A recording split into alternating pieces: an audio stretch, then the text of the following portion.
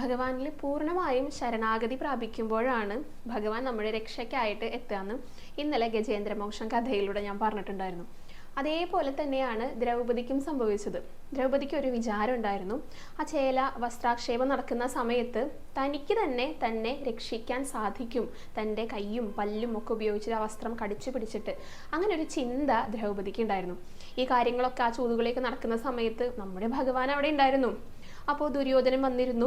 ചൂതുകളിയുടെ ആ ആരംഭമൊക്കെ എങ്ങനെയൊക്കെയാണ് ചെയ്യേണ്ടത്, എന്തൊക്കെയാണ് പണയം വെക്കേണ്ടത് എന്ന് പറയുന്ന സമയത്ത് ദുര്യോധനൻ പറഞ്ഞിട്ടുണ്ടായിരുന്നു, എനിക്ക് വേണ്ടി കളിക്കുന്നത് ശകുനിയാണെന്ന്.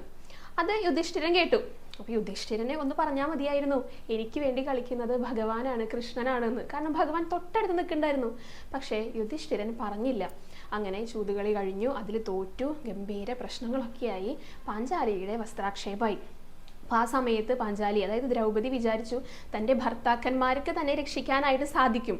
അത് പറ്റാതെ വന്നപ്പോൾ തനിക്ക് കയ്യും പല്ലൊക്കെ ഉണ്ടല്ലോ, അതുകൊണ്ട് കൈ കൊണ്ട് പിടിക്കാം, പല്ലുകൊണ്ട് കടിച്ചു പിടിക്കാം എന്നൊക്കെ വിചാരിച്ചു ദ്രൗപദി.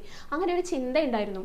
അപ്പോൾ അതുപോലും സാധിക്കണില്ല, തൻ്റെ രക്ഷയ്ക്കായിട്ട് സാധിക്കണില്ല എന്ന് മനസ്സിലാകുമ്പോഴാണ് പാഞ്ചാലി ഭഗവാനെ വിളിക്കുന്നത്. ഭഗവാൻ തൊട്ടടുത്ത് നിൽക്കുന്നുണ്ടായിരുന്നു കേട്ടോ, പക്ഷെ കണ്ടില്ല. അതേപോലെ തന്നെ നമ്മുടെ അടുത്ത് ഭഗവാൻ നിൽപ്പുണ്ടായിരിക്കും, പക്ഷെ നമ്മൾ കാണില്ല. അങ്ങനെ പാഞ്ചാലിക്ക് വിളിക്കേണ്ടി വന്നു, ഹേ ദ്വാരകാവാസിൻ. അപ്പൊ ഭഗവാൻ വിചാരിച്ചു, ദ്വാരകാവാസിൻ എന്ന് പറയുന്നത് തൊട്ടടുത്ത് നിൽക്കുന്ന ആളെങ്ങനെ വരിക, ദ്വാരകയിലൊന്ന് പോയിട്ട് വരാം എന്ന് വിചാരിച്ചിട്ട് ഒരു നിമിഷ നേരം കൊണ്ട് ഭഗവാൻ ദ്വാരകയിലൊന്ന് പോയിട്ട് വന്നു അത്രേ. ഭഗവാൻ ചേലയായിട്ടാണ് ഈ പാഞ്ചാലിയെ രക്ഷിക്കാനായിട്ട് വന്നത്.